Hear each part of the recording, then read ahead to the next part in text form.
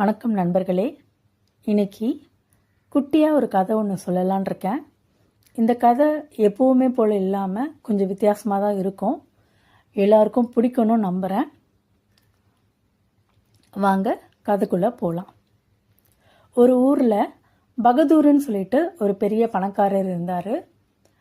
அவர் building construction work பண்ணிகிட்டு இருந்தார். அவர்கிட்ட வேலை பார்த்துட்டு இருந்த எல்லா தொழிலாளிகளையுமே நல்லா பார்த்துப்பார்.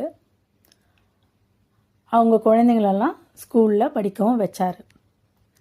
அவர்கிட்ட ராமுன்னு சொல்லிட்டு ஒரு தொழிலாளி இருந்தார். அவர் ரொம்ப நேர்மையானவர். பகதூர் சொல்கிற வேலை எல்லாமே முடிச்சு கொடுத்துருவார்.